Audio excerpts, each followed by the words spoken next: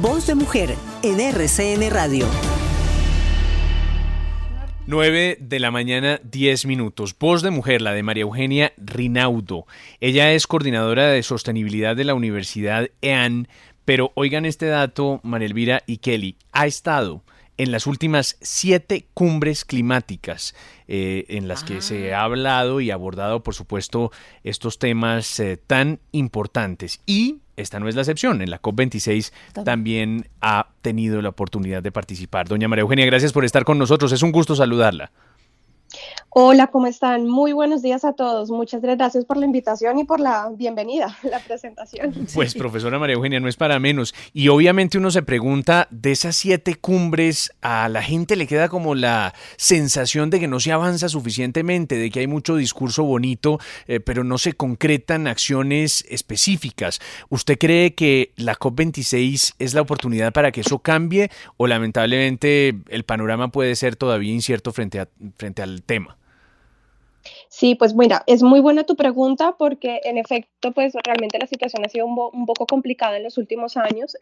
Finalmente el cambio climático de por sí es un problema muy complejo que hay que tratar desde diferentes dimensiones, ¿no? No es un problema netamente ambiental. Entonces, al tener un carácter político, social, económico, cultural, institucional y por supuesto ambiental, marca, digamos, una complejidad que hay que abordar y precisamente los espacios como estas cumbres del clima son para que los países puedan negociar, ¿no? Cuál es ese futuro que nos compromete a todos en términos climáticos. Obviamente sí se ha avanzado, lo que pasa es que no se ha avanzado con la rapidez que necesitamos que se avance, desde un punto de vista sobre todo político. A nivel científico tenemos avances súper llamativos en torno a los escenarios y las posibilidades que tenemos de presenciar unos climas cambiantes, ¿no? Y qué implica eso para nuestro propio bienestar, para nuestra propia satisfacción de necesidades, etcétera. Pero políticamente hablando, a nivel internacional seguimos muy lentos. Tenemos el Acuerdo de París, que es uno de los, como imperativos que se va a tratar en esta COP o que se está empezando a tratar en esta COP sobre, por ejemplo, cómo reducir la brecha en términos de adaptación, cómo garantizamos que todos los países y todos los territorios y todos los sectores puedan acceder a las oportunidades de adaptación al cambio climático que necesitamos y, por supuesto, por ejemplo, en un contexto como Colombia, ¿no? Profesora, guardadas proporciones, el mundo vivió una emergencia con la pandemia y lo que vimos, y se hablaba de la solidaridad de los países y que los desarrollados tenían que ayudar a los otros, etcétera, y lo que vimos, el resultado fue los países desarrollados sentados en millones de miles de vacunas que les sobraban y continentes como el África prácticamente sin vacunar. El auge de los nacionalismos, cada uno defendiendo como su pedazo de parcela. ¿Hay riesgo de que esto suceda con todo este problema ambiental que se ha decretado? Antes, que ya en París no estaba así, pero hoy es día estamos diciendo hay una emergencia y actuamos ya o actuamos ya. No, totalmente de acuerdo contigo, es decir, finalmente sí se nota eso y sobre todo desde esta crisis climática que estamos viviendo, que el mundo está viviendo, se nota, digamos, como tú dices, ese nacionalismo quizás por ser más rápido y más veloz, ser muy competitivo precisamente para alcanzar esas metas, ¿no? Que tanto necesitamos alcanzar, pero dejando atrás a muchos otros. Precisamente en estas cumbres del clima se discute ese término de loss and damage, es decir, de qué manera nosotros podemos garantizar, por ejemplo, que los países de alguna u otra forma desarrollados pues puedan seguir apoyando a los países en vías de desarrollo para proporcionar, digamos, financiamiento, por ejemplo, para potenciar medidas de adaptación, de mitigación, de mecanismos de transferencia, como puede ser, por ejemplo, gestión del conocimiento, financiamiento, es decir, una serie, digamos, de circunstancias que necesitamos también para que las metas de adaptación y mitigación que proponen los países en vías de desarrollo también tengan unos mínimos de transparencia, ¿no? Sin embargo, digamos que en esta complejidad, en esta gran complejidad de lo que sería el mundo climático o las crisis climáticas, pues notamos eso. Sin ir tan lejos, esta misma COP ha sido una COP de una de las más inequitativas en las que he participado realmente y es preocupante. Esperemos que en unas próximas cumbres evidentemente se abra mucho más la participación. Por varias razones, ¿no? Como tú mencionabas, ahora estamos todavía en una pandemia, estamos enfrentando el COVID, finalmente eso ha afectado a muchas personas, a muchas organizaciones, a muchos países que no están representados acá en esta cumbre del clima.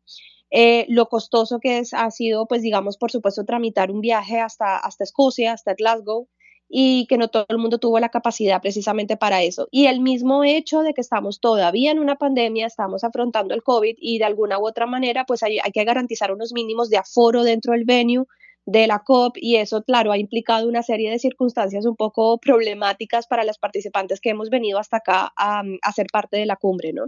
Entonces, digamos que esto es solo como para contar un ejemplo del tema de la participación, entre comillas, escasa que ha habido en esta COP, porque precisamente la gente no ha podido quizás incluso venir hasta acá para participar en estas negociaciones, ¿no?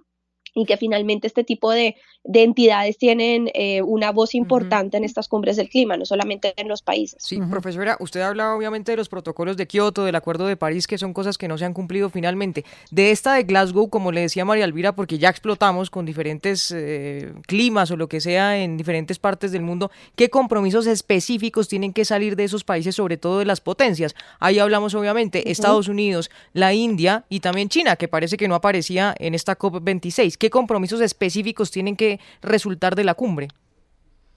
Mira, uno de los temas más específicos que se está abordando en esta cumbre es la adaptación, es decir, de qué manera nosotros garantizamos que todos los países y los sectores y los territorios tengan acceso a financiar sus medidas de adaptación. Un poco lo que estábamos conectado o lo que estábamos comentando ahora, de que no todos tienen la capacidad de acceder, por ejemplo, al financiamiento, y la urgencia con la que hay que abordar, por ejemplo, estas acciones de adaptación, pues es inminente. Por supuesto, también hay unos temas muy importantes que se van a abordar en esta COP, y es precisamente la sinergia que hay entre las pandemias y, por supuesto, todo el tema del cambio climático, que de alguna u otra forma la misma crisis climática va a exacerbar un poco estas nuevas pandemias, porque el COVID no va a ser la única, lamentablemente, muy probablemente vamos a seguir teniendo situaciones parecidas al COVID. Esto es simplemente un simulacro de lo que estamos viviendo, que podría pasar en un futuro no muy lejano si seguimos dejando que el clima pues se acelere de esta manera, ¿no? Y por supuesto, digamos, de esta COP va a salir el texto ya negociado y acordado por todos los países, que se llamará Glasgow Imperative, donde básicamente todos los países que están discutiendo en este momento, que son parte de las Naciones Unidas, discutirán precisamente sobre estas necesidades de reducir las brechas de adaptación que existen, y por supuesto los mecanismos de financiamiento que pueden existir para esto a través del Fondo Verde del Clima y otros mecanismos financieros. 9:17, pues profesora María Eugenia Rinaudo, de verdad que es un placer haberla oído y que nos ayudara a entender un poco la trascendencia y la importancia de lo que está pasando en el mundo. Gracias, profesora. Muchas gracias a ustedes y un abrazo y un saludo a toda Colombia. Gracias. María Eugenia Rinaudo ha estado en las últimas 7 cumbres que la tiene.